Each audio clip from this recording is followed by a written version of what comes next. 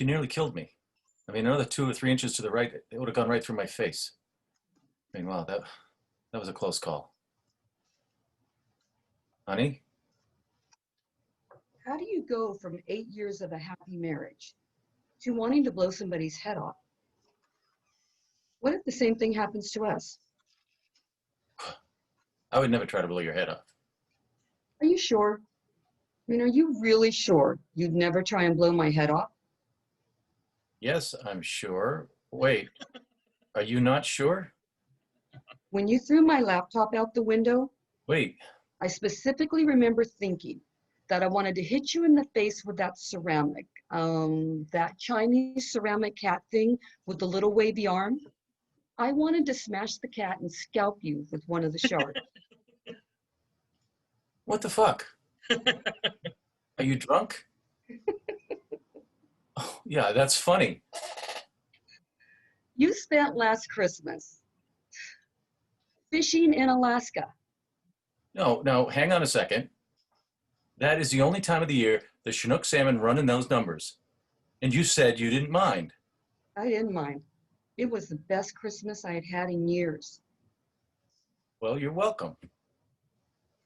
Sometimes I come home from work and I'm happy.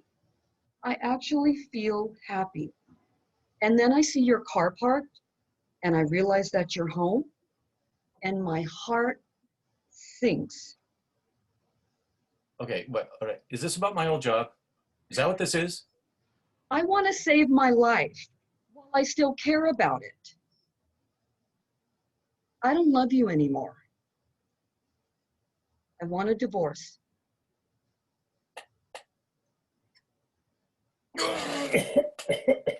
God, Robert. I'm sorry. You ate so much cheese. Listen, Robert, are you hearing what I'm saying? Are you hearing me? Cheese. I heard you. Robert, listen. We don't have to make this horrible, all right? I don't want this to be horrible. Oh, God. Oh, Oh, right on his shoes. fondue. Oh, and some cake. Was awesome. You know, it's very close. You know, I wanted to shake your hand. You got 4 fingers, but not 5. You know, it's just really close. There's just a couple of things I need to tell you. Sandy, why do you want to get a divorce tonight? She's been having an affair for a year. Yeah?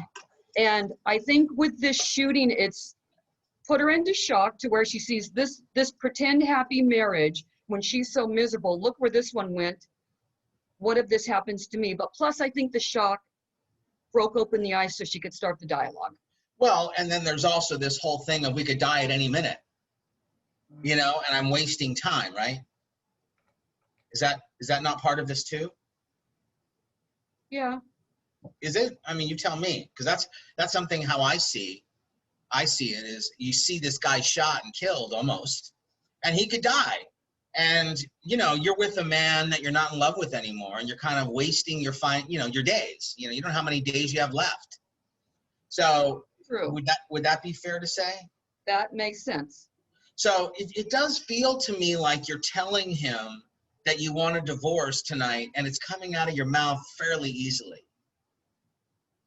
Instead of it being something that's building inside of you, and you're trying to not say it, or A, or B, you're trying to say it and it's difficult to spit out. Oh, okay. But there has to be a conflict, you know, otherwise it's very planned and orchestrated and somewhat civil, and, you know, I want a divorce and this is the way it is, instead of I have been having sleepless nights, I don't know how I'm gonna, you know what, I can't do this, I want a divorce. Okay, that's what we're doing. We're getting a divorce.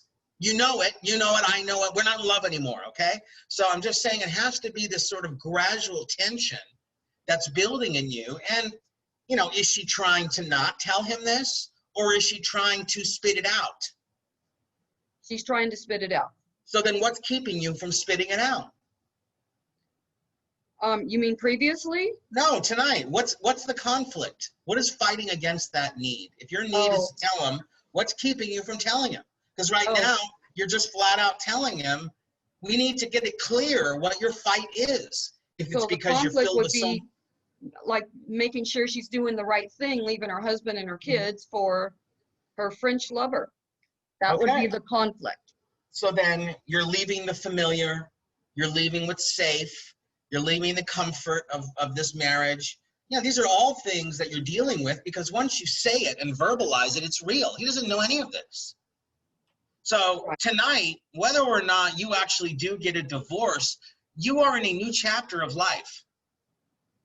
You know, everything's going to change after you say that. Even if he convinces you to stay, your marriage is going to be different from this point on, isn't it? Oh, yes. So it's a big step. So you saying this, we need to believe that this is hard to do. Otherwise, again, you would have just left him years ago. You have to keep remembering what's keeping you here is looking at him and seeing somebody I can lean on, or maybe the conversations we had. He's like a friend. He's comforting. It's like something that's like a warm, fuzzy blanket, you know, and you don't want a fucking blanket like a baby. You want like a hot French lover. You know, but, you know, there's the other side of you going, you know, maybe this French lover has another woman. Who's to say? You know, you only know him that well. He could be cheating on you. So those are all things that would be entering your brain, right? So I want you to keep remembering that this is a building conflict within you, that you see the guy who shot, you can't handle it, and finally you're going to spit it out. But even as you're telling him this, there's got to be that side of you that wants to crawl back in the cave. And just because you say it doesn't mean you're free and clear now. Now you've said it, now you almost have to kind of stay there. Does that make sense? Yeah. And what did you say at first? I said it too easily. Yeah, you don't have enough of a conflict. Okay. You know, I mean, you hear about people, you know, who's, you know, will finally make a statement that, you know, they're coming out of the closet. And think about how difficult that must be, you know, to tell your parents or something. You know, it's not something that I've ever had to face, but I've known people who have. And think about once you actually speak it, how do you go back from that? And how difficult that is. Yeah. So, and you know, that's how I want you to look at how difficult this is. So that's number one. And then number two, you're saying to me that you're in this state of shock, right? So when I think of a state of shock, I think like you were almost hit by a car and you dodged it, and you're just in that state where you're like, oh my God. Or let's say you were on a bridge and you slipped and almost fell off, literally, and almost died, you know, and then you come back and you're like, oh my, that to me is what shock is. Mm-hmm. I'm not seeing that in you. Oh, okay. The reason this is so important is because if you don't do this, you don't have high enough stakes. Okay. And I don't believe that this is a marriage that's, you know, one with a longevity to it, you know, something that's difficult to end. Make sense? Okay. Yes. We're always talking about how important emotion is. Emotion is that electricity, it's that energy in your body. And right now, we don't have enough of that. So it's either you're playing the character like she doesn't care about the marriage so much and it's easy to do, or you don't have enough emotion and you don't have enough of a fight between your emotion and objective, which also is going to give you, you know, a more heightened, intense, lightheaded. You know, remember the feeling you should have in this scene is you got to be a little bit lightheaded and dizzy every time you act. Every time you act, you should have this feeling of like, oh my God, where am I? You know, that unpredictable, scary moment of like letting go. And that's what's fascinating to watch. It's not that every actor does that, but you'll find that if you watch the great actors, they all do. So, you know, it's a compliment to you that I'm giving you this note because you're ready for this. You know, it is. It's like, you know, you got, you know, it's not so much just about, hey, what's your objective and emotion? And now you're growing. So my expectations are higher. I've seen you do some really good scenes. You know, I still remember very clearly the scene you did from A Serious Man. I still laugh about it. I loved her. So, I mean, you know, and so the fact that you say I loved her and I'm thinking about it, it makes me think you created a real person that either I've met or, you know, I know, or a family member. You got to do the same thing here. You got to love this character the same way you love that one. This is a real woman with real stakes, a real marriage, a real guy got shot, a real person, you know, that you've been living with that you're not in love with. Okay. John, on your end, I like what you're doing too. The only thing I'm going to say to you is you're bouncing in and out of the personality of this type of guy. I'm not sure which way you're going. So I think what's happening is when you're, like, for example, when you throw up, I'm not seeing that same sort of stiff, you know, in the know guy who's behaving this way and is like, I just threw up. Like, wow, okay. You know, that he's still kind of trying to find that dignity. Right.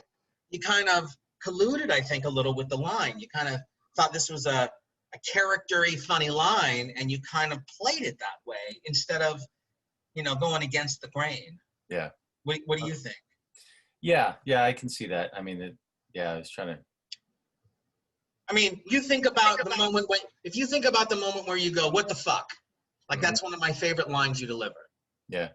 And do you think about that and how you're doing that?